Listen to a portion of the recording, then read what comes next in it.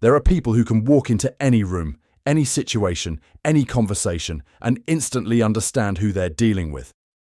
They read the tension in your shoulders. They catch the micro expressions that reveal what you're actually thinking. They know what you want before you say it. And because they know, they control you.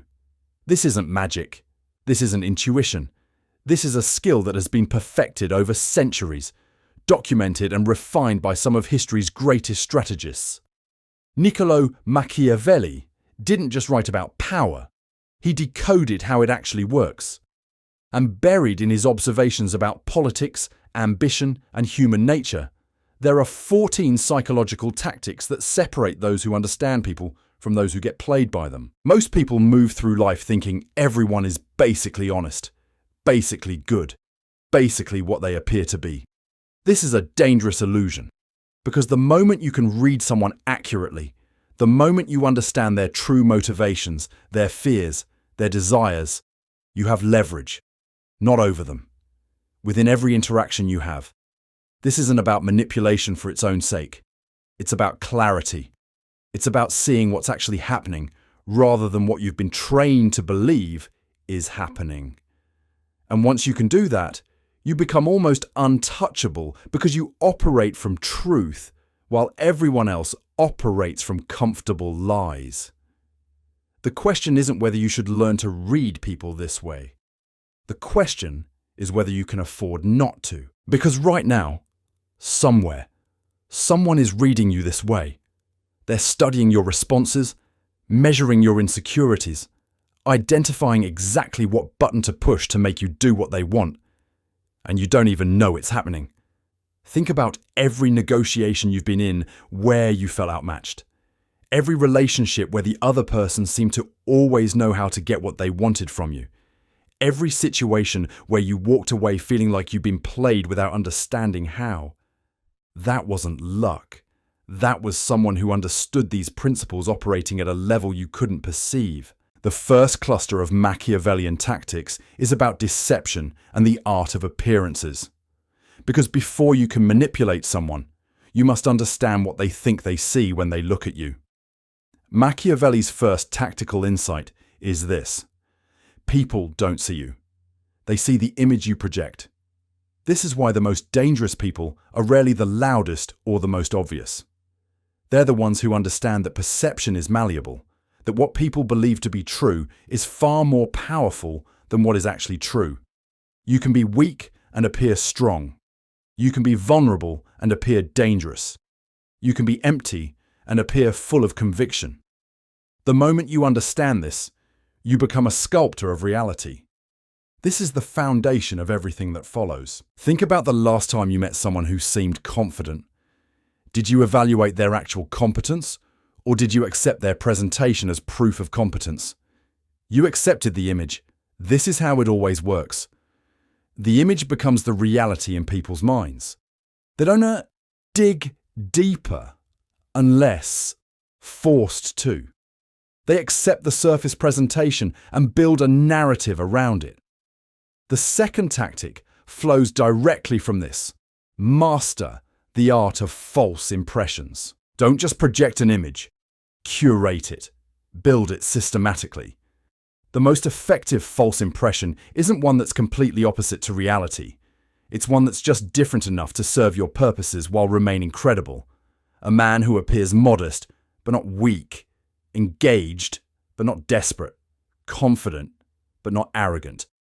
People believe these composites because they're close enough to reality that they don't trigger suspicion. Machiavelli understood that people are hungry for narratives that make them feel comfortable. They want to believe in the good intentions of those they like. They want to trust the people they work with. So, if you give them a narrative that fits their emotional needs while serving your strategic purposes, they'll defend it for you. They'll actually become your accomplices in their own manipulation. You're not lying, technically. You're selecting which truths about yourself to emphasize and which to downplay. You're presenting a version of yourself that's real, but not the whole picture. And that selective presentation becomes the dominant narrative because it's the only narrative they're consistently exposed to. The third tactic, Control the narrative that people tell themselves about you. This is the deepest level of the appearance game. Because eventually people will see cracks in your image. They'll catch you in contradictions. They'll notice inconsistencies. But if you've already established the narrative of who you are in their minds, they'll actually ignore the evidence. They'll explain away the contradictions. They'll tell themselves stories that preserve the image you've built. It's called narrative momentum, and it's nearly impossible to overcome. A man establishes himself as generous, and when he fails to help, people blame circumstances rather than character. A woman positions herself as principled, and when she bends her principles, people call it pragmatism rather than hypocrisy. The narrative does the work for you. It filters how people interpret everything you do. The fourth tactic: use strategic vulnerability. This seems to contradict the first three, but it's actually their completion. The most effective false impression includes just enough truth to seem authentic. When you never show weakness, people become suspicious. When you're never uncertain, they feel distance. But if you're willing to be vulnerable about carefully selected things, people drop their guard completely. You admit a struggle that makes you more relatable but doesn't threaten your position. You confess a fear that seems profound but has already been resolved. You share a mistake that demonstrates character growth. And in doing this, people believe they know the real you. They believe they've penetrated your image and found something genuine. This is when you have them completely, because they're no longer skeptical. They're invested in believing you're trustworthy. This brings us to the second cluster: manipulation and control. Because now that you understand how appearances work, how do you use that understanding to actually control people? The fifth tactic is perhaps the most important. Identify what someone wants more than anything else and make yourself the only path to it. This is the entire foundation of leverage. Everyone wants something. They want power, recognition, safety, belonging, wealth, love, respect. Find what someone wants more than anything, and you've found their weakness. Not in a crude sense, in a practical sense. Because once you know, you can create the conditions where working with you seems like the logical choice. The person who wants respect becomes devoted to someone who grants it. The person desperate for belonging becomes loyal to the group that accepts them. The person hungry for power aligns with whoever promises access to it. You don't have to force this. You just have to understand what they want and position yourself as the gatekeeper of it. The sixth tactic: keep people in a state of productive uncertainty. Never let anyone be completely sure where they stand with you. This sounds cruel, but it's actually the most effective way to maintain attention and loyalty. When someone knows exactly where they stand, when they're certain of your approval or disapproval, they relax. They stop trying. But uncertainty keeps them engaged. They work harder to please you. They monitor your moods. They become more sensitive to your preferences. They're essentially always on alert, always trying to figure out what you really think, and this keeps them bound to you far more effectively than constant praise or constant criticism. This is why bosses who are sometimes pleased and sometimes disappointed with your work keep employees motivated in ways that consistently pleased or consistently disappointed bosses don't. The uncertainty creates an engagement that consistency destroys. The employee stays vigilant. They keep performing at high levels because they want to figure out the formula for your approval. If they knew they had it, they'd relax. If they knew they'd lost it permanently, they'd give up. But in the middle, always reaching, always uncertain, they're maximally engaged. The seventh tactic flows from this. Use favors as currency for future obedience. This is why Machiavelli was so explicit about strategic generosity. When you help someone, you create a debt. Not a financial debt, but a psychological one. They owe you something. And this debt doesn't expire. It accumulates. Each favor you do creates an obligation that you can call upon later. But here's the crucial part. The favor must seem freely given, motivated by kindness or generosity rather than strategy.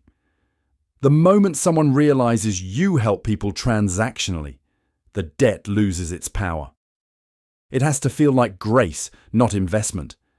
But once they feel indebted, once they carry that psychological weight, they become remarkably compliant with future requests. The person who helped you land your job, who connected you with an opportunity when you needed it, who advocated for you when you weren't in the room, this person has claim on your loyalty. And they know it. This is why powerful people are often described as generous. Not because generosity is their primary motivation, but because they understand that strategic generosity creates bonds stronger than any contract. The 8th tactic: weaponize flattery with precision. People are desperately hungry to be told they're special, that they're wise, that they matter. Flattery seems so obvious, so crude, that most people think they're immune to it. But the research is clear. Flattery works even when people know they're being flattered. It works because it addresses something deeper than logic. It addresses the constant background noise of self-doubt. When you tell someone they're insightful, you're not trying to trick their rational mind. You're speaking to the part of them that's always wondered if they actually are. Machiavelli understood that flattery isn't really about lying. It's about amplification. You take what's true about someone, amplify it, and reflect it back to them in a way that makes them feel seen and valued. The person who's sometimes thoughtful becomes, in your eyes, genuinely brilliant. The person who's occasionally brave becomes genuinely courageous. They feel understood by you in ways others don't understand them. And gratitude for being truly seen is one of the most powerful bonding mechanisms humans have. This is why so many people fall for those who give them specific, targeted compliments about qualities they've actually questioned in themselves. The compliment doesn't have to be false. It just has to be the specific truth that addresses their specific doubt. And suddenly they're devoted because you've given them what no one else has given them. Confirmation of what they've most wanted to believe about themselves. The 3rd cluster is about observation and gathering power. Because all the appearance work and manipulation doesn't matter if you don't have accurate information. The 9th tactic: listen more than you speak and record everything people tell you. This is so simple, it's almost invisible. But the person who speaks less actually gathers more power. When you speak, you reveal. When you listen, you accumulate. Every person you meet will tell you their vulnerabilities if you just ask the right questions and then shut up. They'll explain their fears, their desires, their plans, their insecurities. Most people are hungry to be heard, and the person who listens becomes their confessor, their therapist, their trusted ally. And every word they speak is information you can use later. This is why Machiavelli was so clear that you should never tip your hand in conversation. Don't state your goals. Don't explain your strategy. Don't share your thinking. Ask questions. Listen to the answers. Watch what people reveal about themselves through the gaps in their stories, the things they emphasize, the things they minimize. The 10th tactic: understand that people are motivated primarily by fear and desire, not reason. This is the insight that separates armchair philosophers from effective strategists. You can appeal to someone's reason and get nowhere, but appeal to their fear that they'll be left behind, left out, or made irrelevant, and suddenly they'll move mountains for you.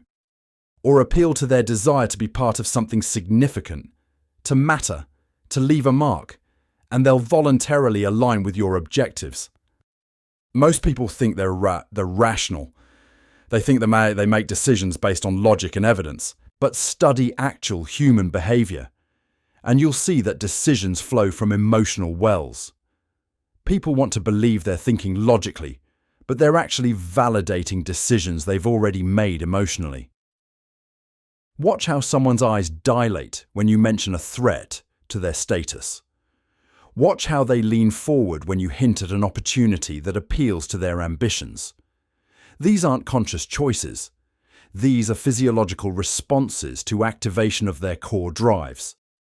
And once you know how to trigger these drives, you've essentially hacked the decision-making process.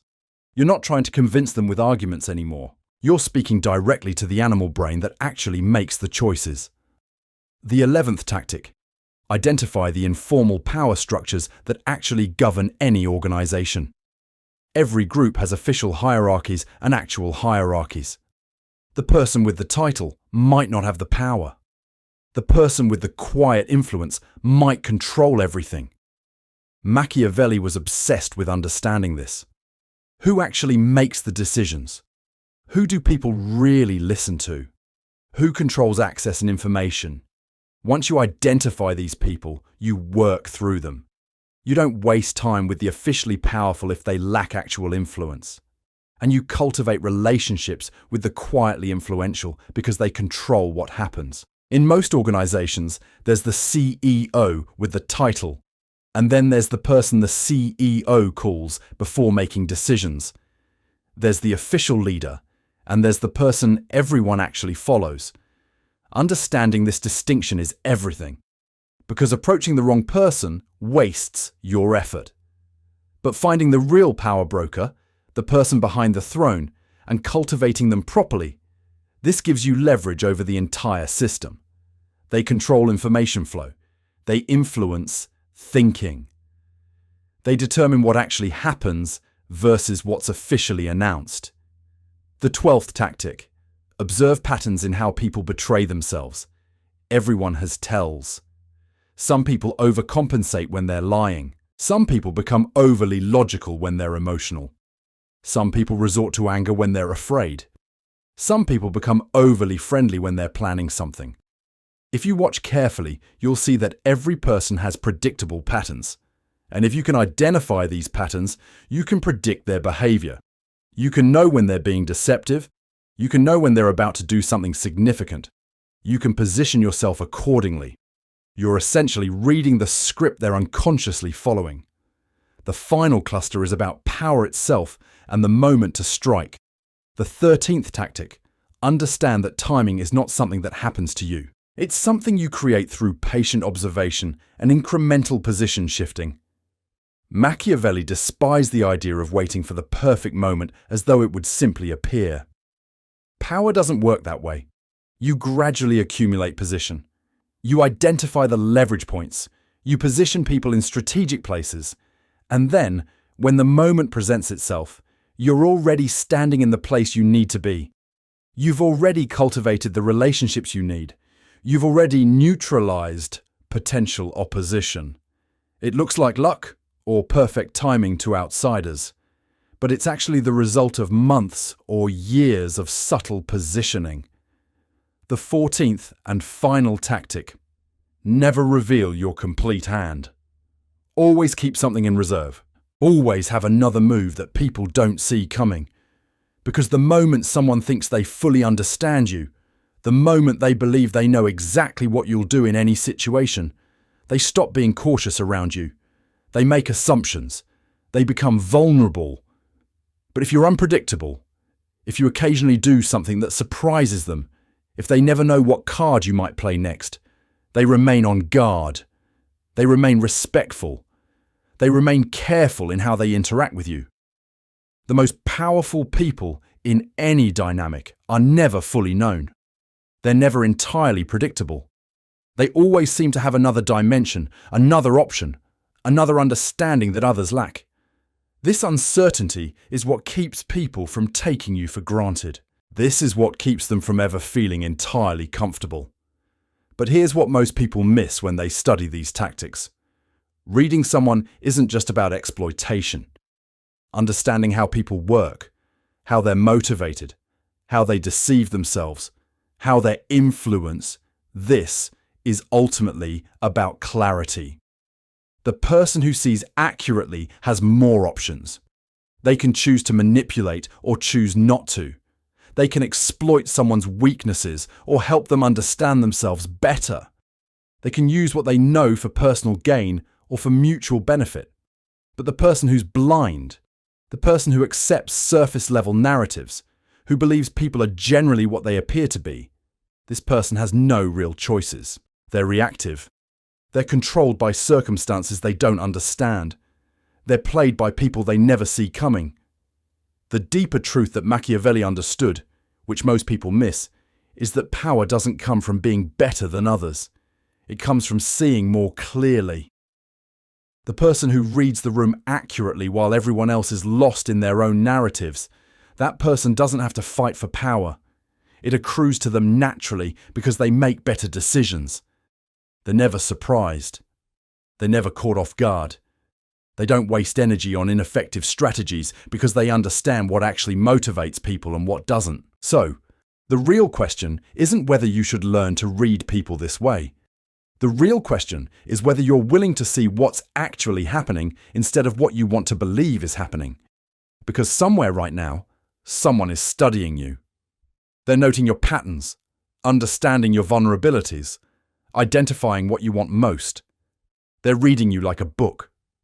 The question is whether you'll develop the same clarity about them before they use that knowledge against you.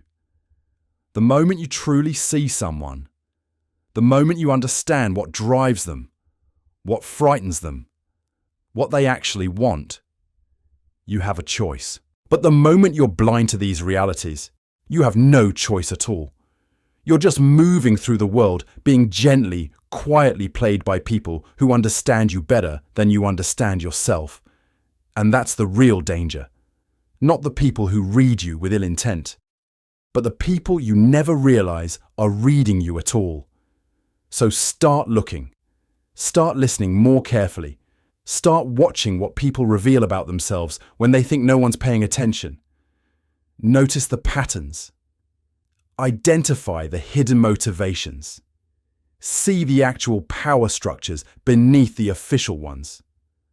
Understand what people want more than anything and how you might become connected to it. The moment you develop this clarity, everything changes. You're no longer just responding to the world. You're reading it, understanding it, moving through it with a level of awareness that most people never achieve. This week, practice these tactics not to manipulate, but to see more clearly. Watch someone closely. Don't just listen to what they say. Listen to what they avoid. Don't just observe what they do. Observe what they don't do. Notice the gap between who they claim to be and who they actually are. That gap is where all the real information lives. That's where you'll find the truth about who they are and what they actually want. The world rewards clarity.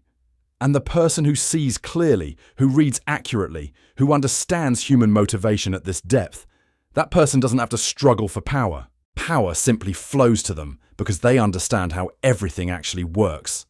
Are you ready to see what's been invisible to you? Are you willing to read people more accurately than they read themselves? Because once you do, you'll realize that the real game was never about being the smartest or the strongest. It was always about being the one who understands. And that understanding, that clarity, that's the only real advantage that matters. Start today. Pick one person in your life. Apply these principles. Watch how your understanding shifts. Notice how your influence changes when you see them clearly. Notice how your decisions improve when you understand their actual motivations rather than their stated ones. This isn't about becoming ruthless. It's about becoming aware. It's about graduating from a world where you're perpetually confused about why people do what they do, to a world where behavior becomes predictable, readable, clear. That's the real Machiavellian advantage. Not cruelty, not manipulation for its own sake, but the ability to see accurately and act accordingly. So commit to this practice. Become the person who reads the room. Become the person who understands. Become the person who operates from truth while everyone else operates from confusion. And watch what happens when you do. The results might surprise you.